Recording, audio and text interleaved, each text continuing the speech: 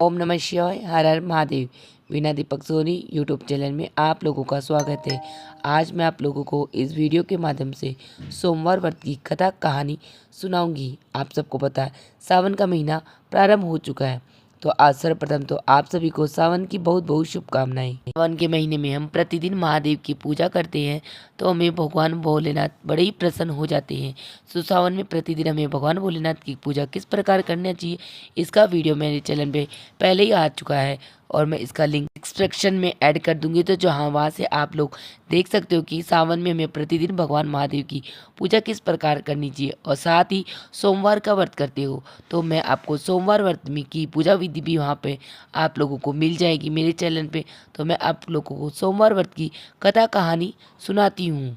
सोमवार के व्रत को लेकर मान्यता है कि इस व्रत को करने से भगवान शिव अपनी भक्तों की मुराद जल्दी ही पूरी कर देते हैं। सोमवार का दिन भगवान शिव को समर्पित होता है, इसलिए इस दिन भगवान शिव की पूजा और व्रत करने का महत्व और ज़्यादा बढ़ जाता है। यदि आप सोमवार के व्रत करते हैं तो आपको सोमवार व्रत की कथा पढ़ना बहुत ही जरूरी है, क्योंकि इसके बिना आपका व्रत अधूरा माना जाएगा। वैसे तो देवों के देव महादेव बहुत ही भोले माने जाते हैं, इसलिए उनका एक नाम भोलेनाथ भी है।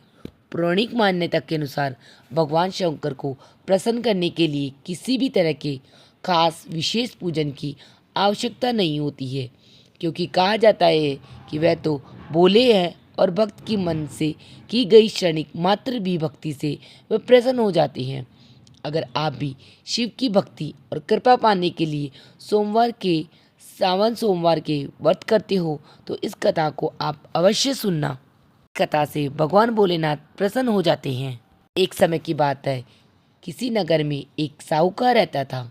उसके घर में धन की कोई कमी नहीं थी, लेकिन कोई संतान न होने के कारण वह बहुत दुखी रहता था। संतान प्राप्ति के लिए वह हर सोमवार का व्रत किया करता था और पूरी निष्ठा श्रद्धा भक्ति के साथ भगवान शिव मंदिर जाकर भगवान शिव और माता पार्वती की पूजा करता था। उसकी भक्ति देखकर एक दिन माँ पार्वती प्रसन्न होकर भगवान शिव से साहूकार की मनोकामना पूर्ण करने का निवेदन करने लगी। पार्वती माता के आग्रह पर भगवान शिव ने कहा, हे पार्वती, इस संसार में हर प्राणी को उसके कर्मों का फल अवश्य मिलता है और जिसके भाग्य में जो हो उसे भोगना ही पड़ता है। लेकिन पार्वती जी ने साहूकार की भक्ति को देखकर उसकी मनोकामना पूर्ण करने की इच्छा व्यक्त की।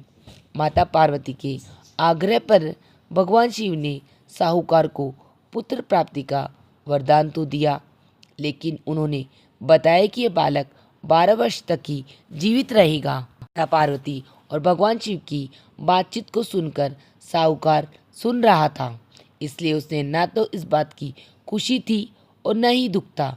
वह पहले की भांति भगवान शिव की पूजा करता रहा। कुछ समय के बाद साहूकार की पत्नी ने एक पुत्र को जन्म दिया। जब वह बालक 11 वर्ष का हुआ तो उसे पढ़ने के लिए वह काशी भेज दिया गया। साहूकार ने पुत्र को मामा को बुलाकर उसे बहुत सारा धन देते हुए कहा कि तुम इस बालक को काशी विद्या प्राप्ति के लिए ले जाओ।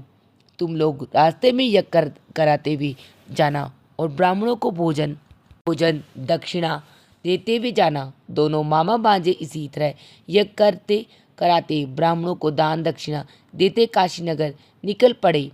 इस दौरान रात में एक नगर पड़ा, जहां नगर के राजा की कन्या का विवाह था। लेकिन जिस राजकुमार से उसका विवाह होने वाला था वह एक आंख से काना था।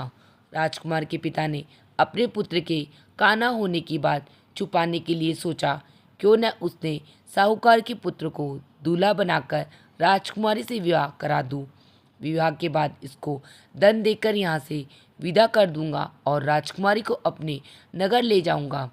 लड़के को दूल्हे के वस्त्र पहनाकर राजकुमारी से उसका विवाह करा दिया। साहूकार का पुत्र ईमानदार था, उसे यह बात सही नहीं लगी कि इसलिए उसने अवसर पाकर राजकुमारी के दुपट्टे पर लिखा कि तुम्हारा विवाह तो मेरे साथ हुआ है, लेकिन जिस राजकुमार के साथ तुम्हें संग भेजा जाएगा वह एक आंख से काना है।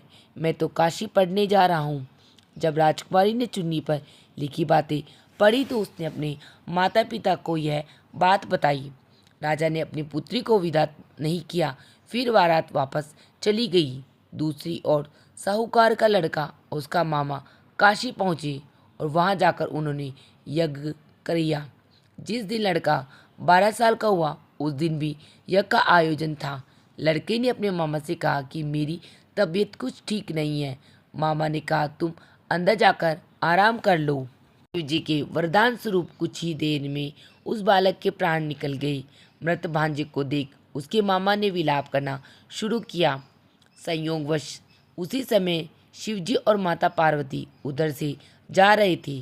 पार्वती माता ने भोलेनाथ से कहा, स्वामी मुझे इसके रोने के स्वर सहन नहीं हो रहा, आप इस व्यक्ति के कष्ट को अवश्य दूर करें। भगवान शिव जी मृत बालक के समीप गए तो वह बोले कि यह उसी साहूकार का पुत्र है जिसे मैंने 12 वर्ष की आयु का वरदान दिया था।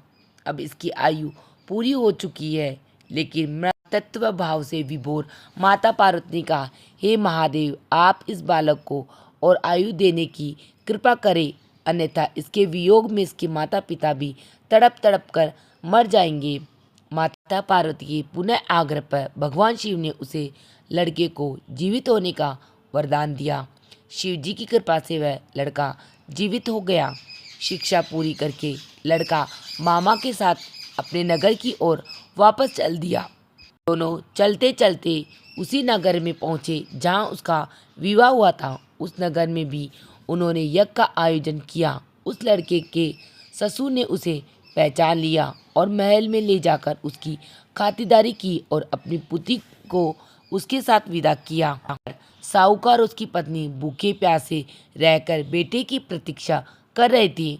उन्होंने प्रण कर रखा था कि यदि उन्हें अपने बेटे की मृत्यु का समाचार मिला तो वह भी प्राण त्याग देंगे, परंतु अपने बेटे की जीवित होने का समाचार पाकर वह बेहद ही प्रसन्न हुए। उसी रात भगवान शिव ने साहूकार के स्वप्न में आकर कहा, हे श्रेष्ठ, मैंने तेरे सोमवार व्रत के करने और व्रत कथा सुनने से प्रसन्न होकर तेरे पुत्र को लंबी आयु प्रदान की है। इस प्रकार जो भी कोई सोमवार व्रत करता है या कथा सुनता है, पढ़ता है, उसकी सभी दुख दूर होते हैं और उसकी जो भी मन की मनोकामना होती है वह अवश्य पूर्ण होती है। अगर आप सब लोग भी सोमवार व्रत करते हो तो सोमवार व्रत के दिन यह कथा कहानी अवश्य सुने, क्योंकि इस कहानी के बिना आपका व्रत पूरा नहीं होगा। उसी के साथ मेरी सोमवार व्रत की कथा कहानी समाप्त होती है। आप सबको मेरी कहानी कैसी लगी मुझे कमेंट बॉक्स में हर हर महादेव लिख के ज़रूर बताना, और वीडियो पसंद आई तो वीडियो को लाइक कर लेना और चैनल को सब्सक्राइब कर लेना, जिससे आने वाली वीडियो का नोटिफिकेशन आप लोगों को प्राप्त हो सके। वीडियो देखने के लिए आप सभी का धन्यवाद। हर हर महादेव। ओम नमः शिवाय। मिलते हैं नेक्स्ट वीडियो में।